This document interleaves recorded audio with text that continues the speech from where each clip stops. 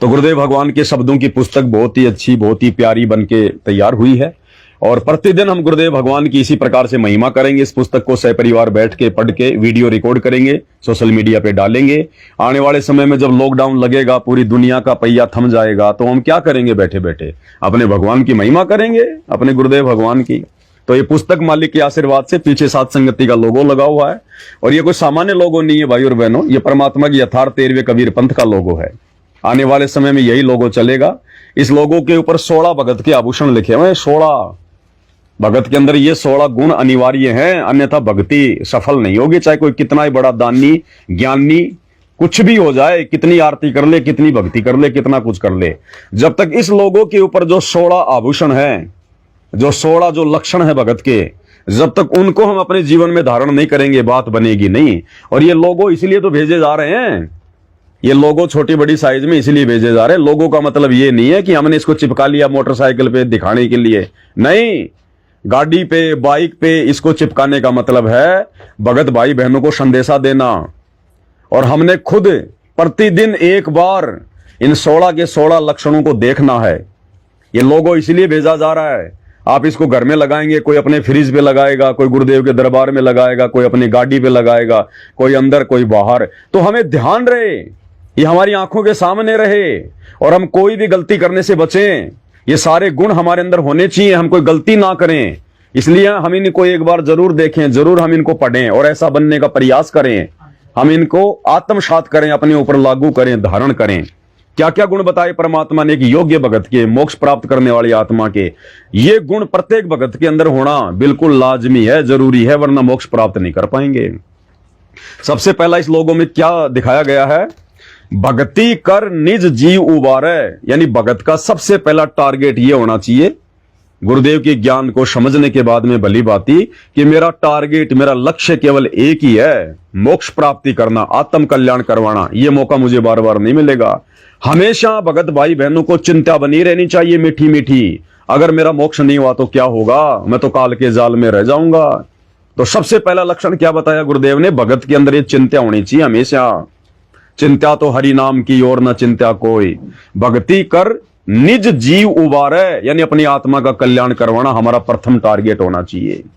हमने भरमना नहीं, भटकना नहीं, भूलना नहीं है। ये याददाश्त हमेशा हमें रहनी चाहिए कि मुझे ये मनुष्य जन्म केवल इसीलिए मिला है, मेरा जन्म केवल इसीलिए हुआ है, मुझे गुरु ने केवल इसीलिए अपनी शरण में लिया है, मेरे जीवन का एकमात्र टारगेट केवल यही है। सबसे पहला भक्ति करके आत्मा का कल्याण करवाना। दूसरे नंबर पर है ज्ञान। अब आत्म कल्याण कैसे होगा? जब गुरु जी के ज्ञान को आधार बना के भक्ति करेंगे।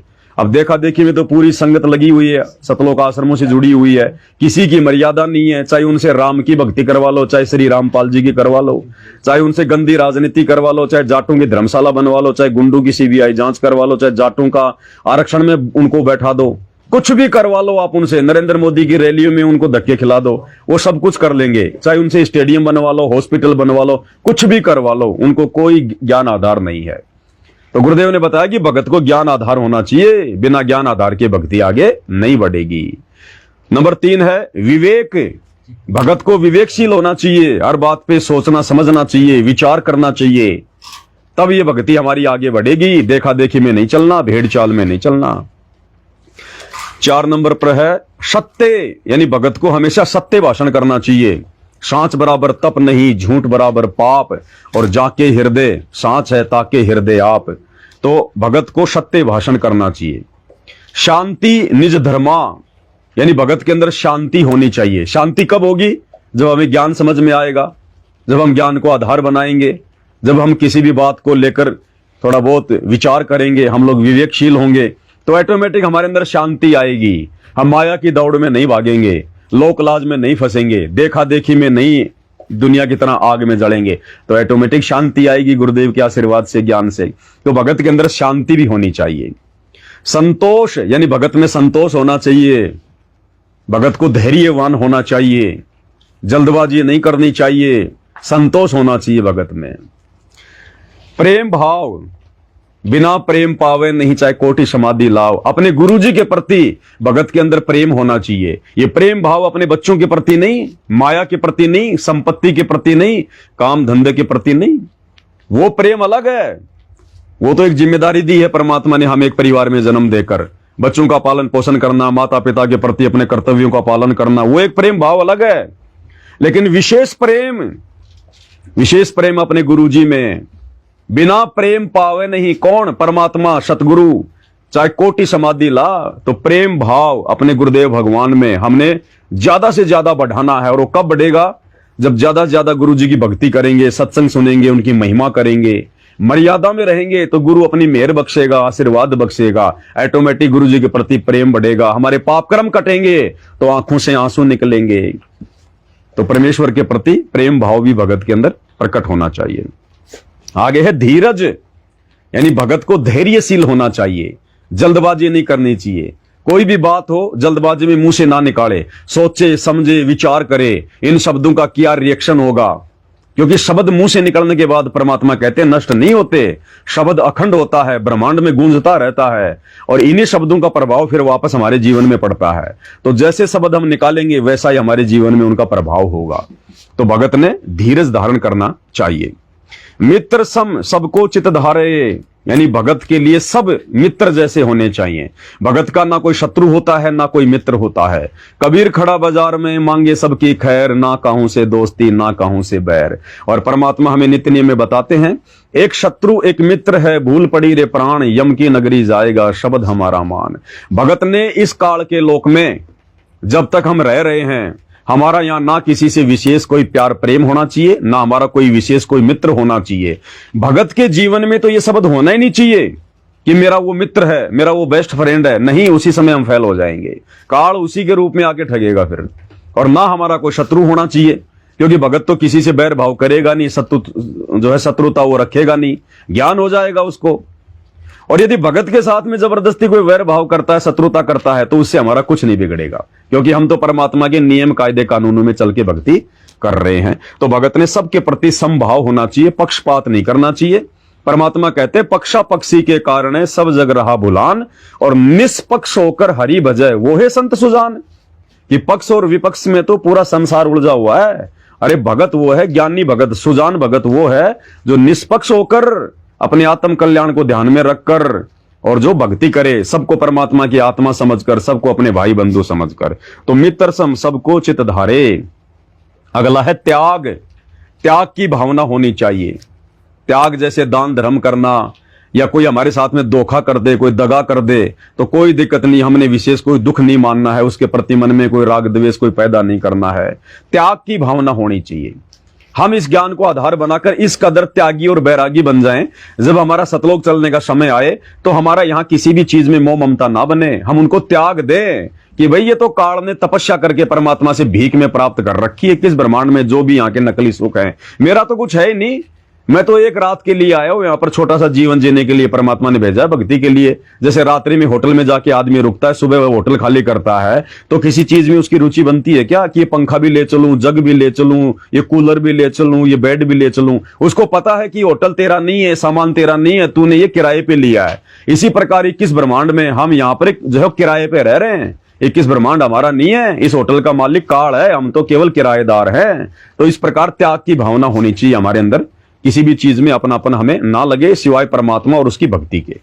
वैराग, अपने गुरु जी के प्रति वैराग्य होना चाहिए हमारे अंदर। एक सेकंड में सब कुछ छोड़ने की भावना ऐसी होनी चाहिए हमारे अंदर कि परमात्मा अगर विमान लेके आ जाएं तो बस तुरंत सब कुछ छोड़ छाड़ के अपने परमात्मा के प्रति आसक्त हो कि मैं चलने को तैयार रहना चाहूं। इस कदर हमने अपने अंदर वैराग्य धारण करना है कि मेरा कुछ नहीं है, मेरा जो है केवल मेरा गुरु है, ये भक्ति मेरी है जो मेरे साथ जाएगी, जो मेरा गुरु शब्द रूप में मेरे साथ जाएगा। गुरु रामपाल मेरा हरदम साथी रहे शब्द रूप में साथ है।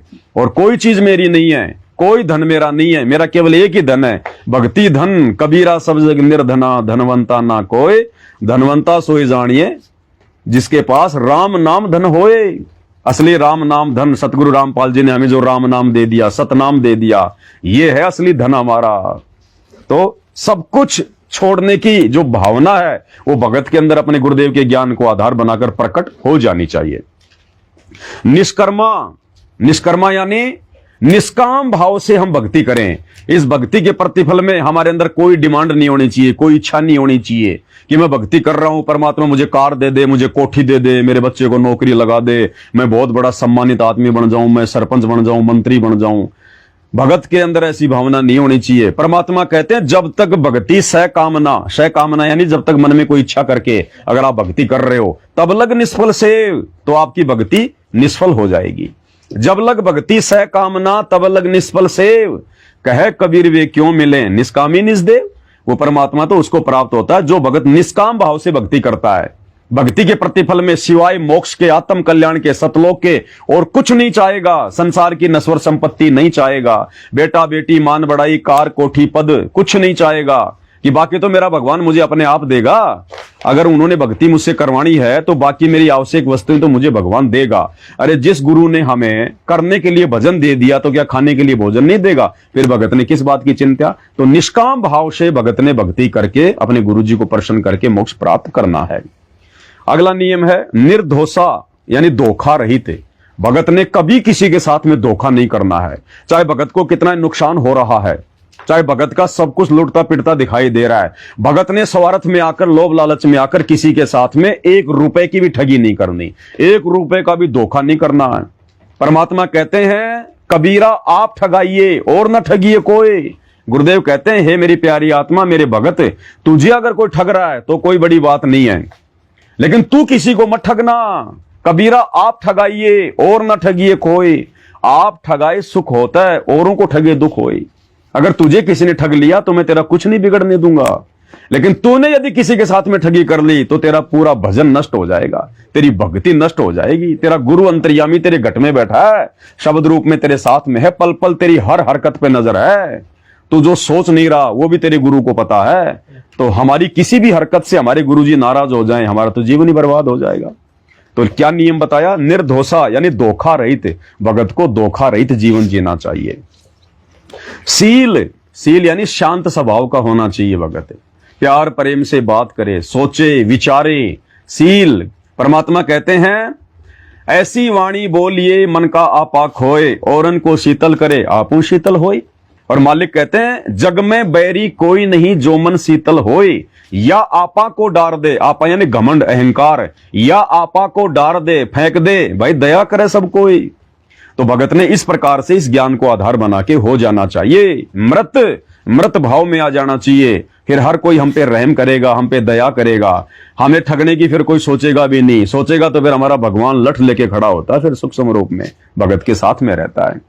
इसका मतलब ये भी नहीं है कि हम सच्चाई ना कहें। सच्चाई को तो हमने डंके के चोट पे कहनी पड़ेगी। सच्चाई को सुन के अगर किसी को दर्द हो रहा है तो लाख बार दर्द हो, लेकिन भगत ने सच कहना है, प्यार प्रेम से कहना है और बिल्कुल निष्पक्ष भाव से कहना है। तो सील यानी सील भगत के अंदर होना चाहिए, शांत स्वभाव होना चाहिए, सीलता होनी चाहिए, मीठापन होना चाहिए।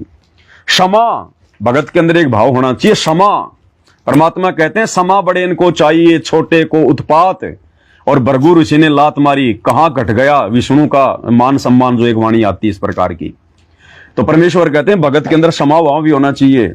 अगर हमारे साथ में कोई धोखा कर दे, कोई चीटिंग कर दे, कोई गलत काम कर दे, जबरदस्ती हमारे को कोई मारे पीटे गाली गलौज करे, कुछ भी करे, क्योंकि जो भी कुछ होगा गुरु की शरण में आने के बाद हमारी परीक्षा के लिए होगा। परमात्मा हमारे भाव चेक करेगा, हमारे आचार विचार को चेक करेगा। कई बार जानबूझ के भी गुरुदेव भगवान ऐसी परिस्थितियां भगत के सामने पैदा कर देते हैं। उन परिस्थितियों में गुरु अपने भगत की जो है वो परीक्षा लेता है, अपने भगत को चेक करता है गुरु कि मेरे भगत के अंदर शील, संतोष, विवेक, दया, अक्षमा ये भाव प्रकट हुए कि नहीं हुए।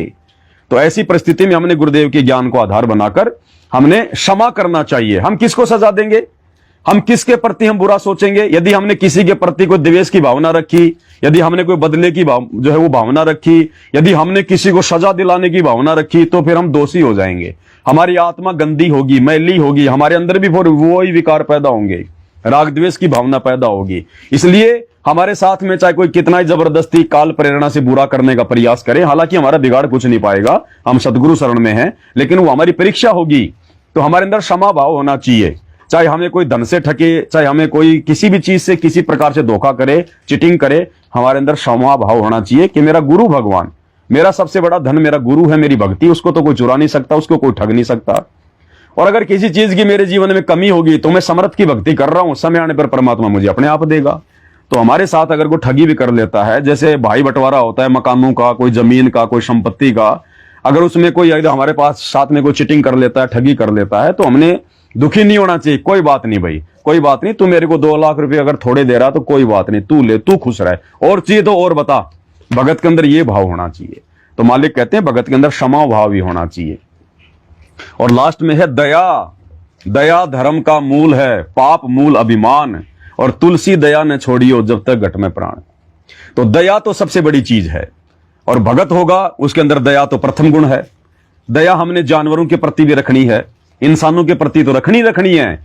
हमने ये सोचकर कि सबके घट में परमात्मा बैठा है, चाहे कुत्ता हो, चाहे गधा हो, चाहे सुअर हो, चाहे गाय हो, चाहे बैल हो, चाहे भैंस हो, परमेश्वर ने उन जानवरों को जिस कार्य के लिए निमित्त बना रखा है, उनसे हमने प्यार प्रेम से ही वो कार्य लेना है। भैंस अगर किसी टाइम दूध नहीं दे रही तो उसके लठ नहीं मारने। बैल या ऊंट यदि सही से खेत में हल नहीं चल रहा, गाड़ी में नहीं चल रहा, तो मारना नहीं, पीटना नहीं है। उन सब के अंदर सतगुरु रामपाल जी भगवान बैठे हैं, कबीर भगवान बैठे हैं। अरे भगवान की प्राण शक्ति है तभी तो वो चल रहा है, नहीं तो मर ना जाए। तो गुरुदेव भगवान कहते हैं ना, घटी ही में गंगा, घटी ही में जमुना, घटी ही में जगदीश सतगुरु तारेंगे। तो परमेश्वर सतगुरु रामपाल जी का वास हर एक जीव आत्मा में है, सूक्ष्म से सूक्ष्म जीव में, मक्खी मच्छर में, बड़े से बड़े जीव में, इंसान में। तो हमने सबके अंदर परमात्मा को देखकर, और परमेश्वर ने जिन कार्यों के लिए, जिन सेवाओं को देने के लिए उनको निमित्त बनाया है, जैसे बैल को खेत में काम करने के लिए, ऊंट को खेत में काम करने के लिए, भैंस गाय को दूध देने के लिए, तो हमने उनसे वो कार्य प्यार प्रेम से लेना है, क्योंकि वो जानवर है, इंसान नहीं है। जो बुद्धि परमेश्वर ने हमें दी है उनके अंदर नहीं है। तो हमने उनको बालक मानकर, जैसे हमारे घर में छोटा बच्चा होता है, वो गलतियां कर देता है, हम उसको मारते हैं क्या, पीटते हैं क्या? नहीं। हम नाराज भी नहीं होते कि ये नादान है, बालक है। इसी प्रकार वो जानवर भी बालक हैं, नादान हैं, उनके अंदर बालक जैसी बुद्धि है। तो हमने सबके प्रति दया भाव, प्रेम भाव हर एक जीव के प्रति अपनाना चाहिए, क्योंकि हमारा तो गुरु कुछ बिगड़ने नहीं देगा। तो फिर हमने किसी के साथ में राग द्वेष ईर्ष्या छल कपट करने की क्या आवश्यकता है? तो ये है वो 16 आभूषण भगत के भाई और बहनों। इसलिए परमात्मा ने ये सात संगति के लोगो बनवाए हैं, भक्तों तक परमात्मा पहुंचा रहे हैं। इनको हर जगह चिपकाने का, लगाने का मकसद यही है कि ये हमारी नजरों के सामने रहे, हम कोई भी गलतियां करने से बचें। ये गुण क्या क्या है भक्तों के, हमारे को बार बार ध्यान में आने चाहिए। ऐसा नहीं कि जैसे गुरुजी ने इन सतलोक आश्रमों में हमें नाम दीक्षा दी, नाम दीक्षा के बाद उन दुकानों पर जाकर हम लॉकेट ले लिया करते थे, गले में टांग लिया, किसी ने तो रस्सी टाइट करके वो रक्षा सूत्र यहां बांध लेते थे, सांस भी ढंग से नहीं आता था। अरे क्यों बांध रहा है यहां भाई, क्या आवश्यकता उसकी? बांधना भी तो ढीला ढाला बांधना, ताकि कभी परमात्मा के दर्शन तो हो जाएं। लॉकेट गले में डालने का मतलब होता है दिखावा नहीं होता। वो लॉकेट डालने का मतलब होता कि मेरा गुरु पल पल मुझे देख रहा है, मेरा गुरु मेरे साथ में, मैं ऐसा कोई गलत काम ना कर दूं, कोई मर्यादा ना तोड़ दूं जिससे मेरा गुरु नाराज हो जाए। तो लॉकेट गले में पहनने का मतलब होता है भगत के अंदर एक डर होना चाहिए कि मेरा गुरु मेरे साथ में ही है, मेरे हृदय के समीप है, मेरा गुरु इस लॉकेट में सूक्ष्म रूप में बैठकर मुझे पल पल देख रहा है। लेकिन वो लॉकेट भक्तों ने बना लिया दिखावे का प्रतीक है, तो ऐसा नहीं होना चाहिए। तो ये सात संगति का लोगो, परमात्मा के यथार्थ 13वें कबीर पंथ का जो ये चिन्ह है, ये दिखावा नहीं होना चाहिए। इसको हम जब भी देखें, इनमें से कोई न कोई गुण हमारे अंदर आने चाहिए।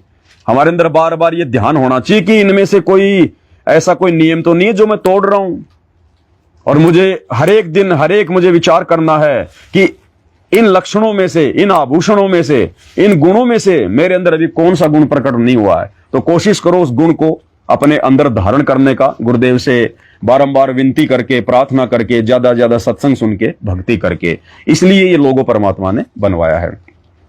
अब एक छोटी सी मिस्टेक हो गई, ये लोगो सभी भगत भाई बहनों के घरों पे नहीं पहुंच पाएगा, क्योंकि लोगो बनने में थोड़ा लेट हो गया था, इसलिए लोगो आज की पैकिंग में जा रहा है। तो आज से पहले जितनी भी पैकिंग हो चुकी है उनके पास ये लोगो नहीं जा पाएगा। लेकिन ऐसी बात नहीं है, परमात्मा दया करेंगे, आपको भी लोगो भेजा जाएगा, किसी न किसी प्रकार से हम कोशिश करेंगे। तो ये परमात्मा के आशीर्वाद से हमें ये सामग्री, लोगो जो है ये प्राप्त हुआ है। उसके बाद ये पुस्तक आपको बता दी गई है सदगुरुदेव की महिमा वाली,